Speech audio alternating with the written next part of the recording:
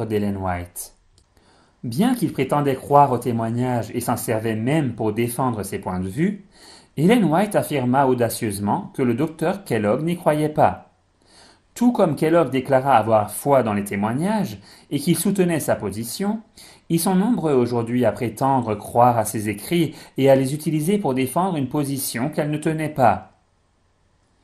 Retournons au témoignage original, série B, numéro 7, page 61. Je suis si désolé que des hommes sensibles ne discernent pas le sentier du serpent. Je l'appelle ainsi, car c'est ainsi que le nomme le Seigneur. Comment se peut-il que ceux qui sont désignés comme s'écartant de la foi et donnant prise à des esprits séducteurs et à des doctrines de démons s'écartent de la foi qu'ils ont tenue comme sacrée durant les 50 dernières années? Je laisse le soin de répondre à ceux qui soutiennent ceux qui développent une telle subtilité dans leurs plans pour souiller et entraver l'œuvre de Dieu. Dans ce témoignage, Ellen White déclare que certains frères s'écartent de la foi qu'ils ont tenue comme sacrée durant les 50 dernières années. En 1872 fut publiée la première déclaration de principes fondamentaux. Elle reflétait clairement les croyances des 50 premières années de notre mouvement.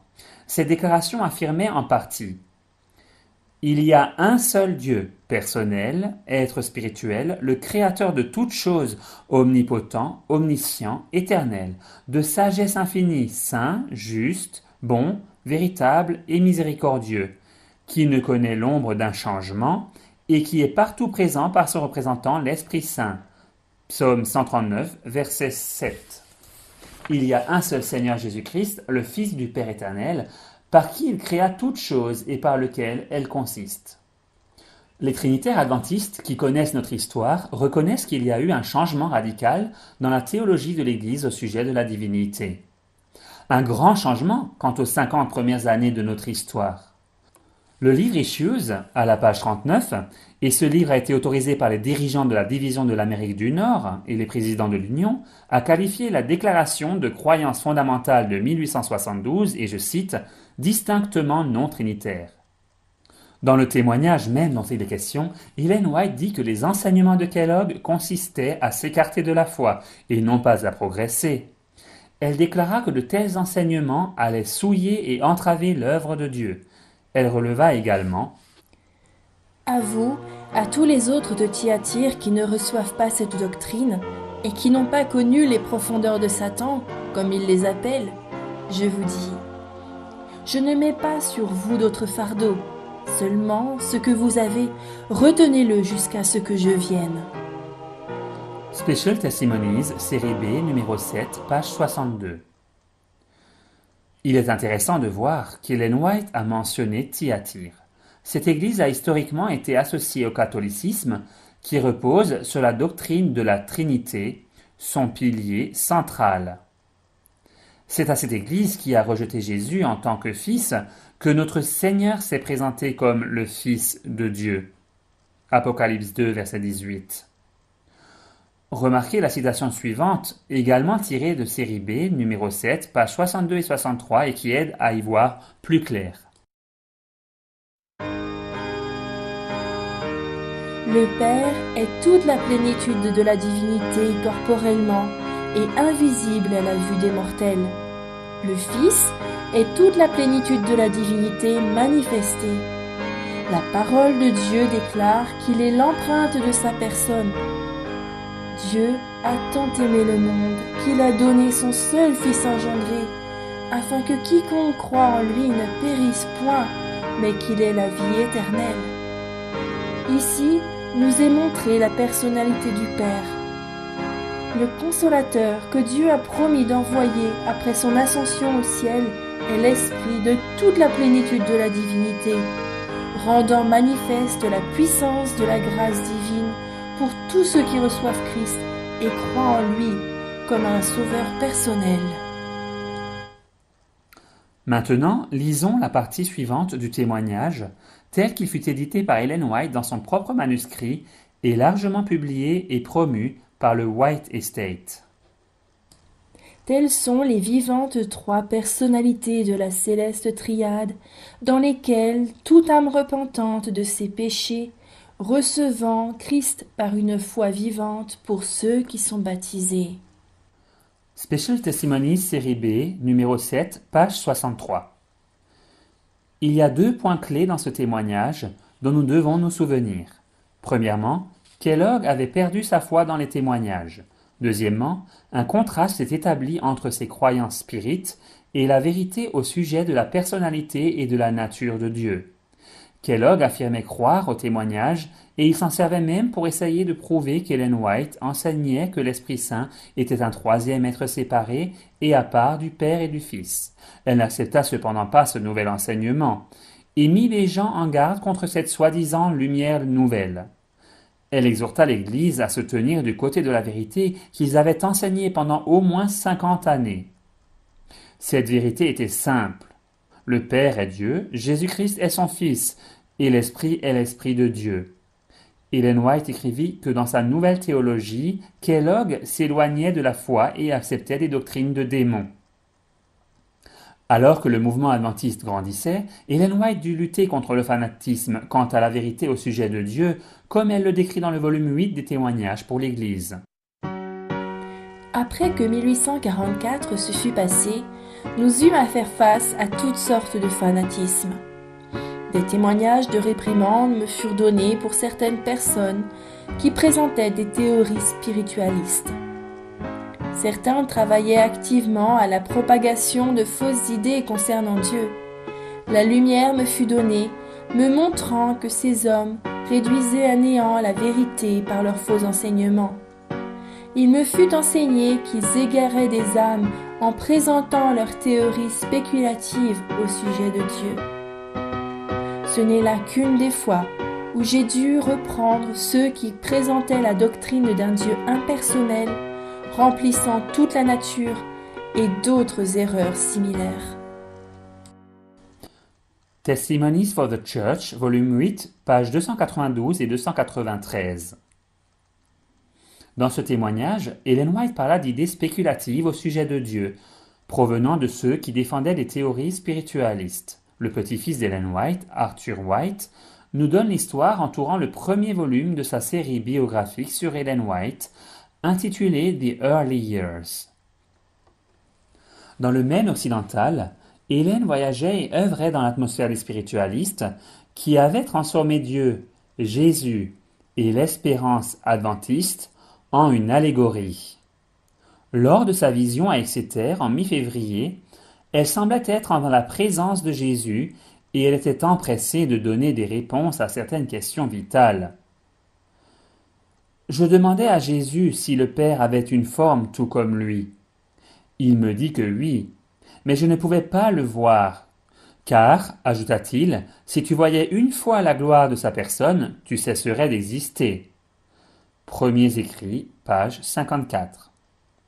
Cela ne devait pas être la seule occasion à laquelle Hélène allait converser avec Jésus et les anges au sujet de la personne de Jésus et au sujet de Dieu en tant qu'être personnel. Les réponses la convainquirent pleinement que les spiritualistes étaient gravement dans l'erreur. The Early Years, pages 79 et 80. Pasteur James White, le futur mari de Helen Harmon, voyageait avec Hélène et celles qui l'accompagnaient en Maine occidentale à l'époque, et fut à même de donner un rapport significatif de première main de ce que les spiritualistes enseignaient faussement au sujet de Dieu. Remarquez ce que le pasteur White dit. La façon dont les spiritualistes se sont débarrassés du seul Seigneur Dieu et de notre Seigneur Jésus-Christ fut tout d'abord l'emploi du vieux credo non biblique de la Trinité, c'est-à-dire que Jésus est le Dieu éternel, bien qu'il n'ait pas un passage pour le soutenir, alors que nous avons le témoignage abondant des Écritures qu'il est le Fils du Dieu éternel. The Day Star, 24 janvier 1846. Confrontée à l'apostasie, Ellen White n'hésitait pas à prendre la parole. Elle était rapide à s'exprimer et à avertir le peuple de Dieu quant aux faux enseignements d'hommes tels que Dr. Kellogg, D.M. Canwright, Ballinger et d'autres. Cependant, elle n'a jamais repris son mari, le pasteur James White, J.N. Andrews, Captain Joseph Bates, Uriah Smith, et l'un quelconque des frères dirigeants qui enseignaient une compréhension non trinitaire de Dieu comme elle a été présentée dans cette série vidéo. Le témoignage d'Ellen White dans série B décrit la personnalité de Dieu, sa relation littérale avec son Fils, Jésus-Christ, et décrit également le Consolateur comme étant, en fait, l'Esprit. Elle dit ensuite que l'œuvre de Dieu par ses anges au jour de la Pentecôte, et je cite, est représentée par la descente du Saint-Esprit. Page 63. Le 28 octobre 1903, Dr. Kellogg écrivit à J.I. Butler, disant « Aussi loin que je puisse le concevoir, la difficulté rencontrée dans The Living Temple peut être entièrement résumée par la question « L'Esprit Saint est-il une personne ?» Vous dites non. J'ai supposé que la Bible enseignait cela parce que le pronom personnel « il » est utilisé lorsqu'on parle du Saint-Esprit. Sir White utilise le pronom « il » et a dit avec tant de mots que l'Esprit Saint est la troisième personne de la divinité. Que l'Esprit Saint soit la troisième personne et pas une personne du tout est une chose que j'ai du mal à concevoir. Lettre de Dr. Kellogg à J.I. Butler, 28 octobre 1903. Le jour d'après, le 29 octobre 1903, le président de la conférence générale de l'époque, A.J. Daniels, écrivit la lettre suivante à Willie White au sujet des idées panthéistes de Kellogg.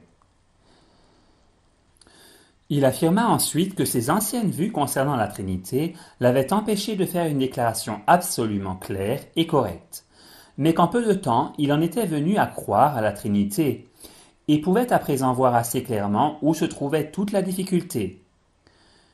Il croyait pouvoir arranger tout cela de façon satisfaisante. Il me dit qu'il croyait à présent à Dieu le Père, Dieu le Fils et Dieu l'Esprit Saint, et que sa compréhension était que c'était Dieu l'Esprit Saint, et non Dieu le Père, qui remplissait tout l'espace et tous les êtres vivants. Il dit que s'il avait cru cela avant la rédaction du livre, il aurait pu exprimer ses vues sans donner la mauvaise impression actuellement donnée par le livre. Lettre de A.J. Daniels à Willie White, 29 octobre 1903.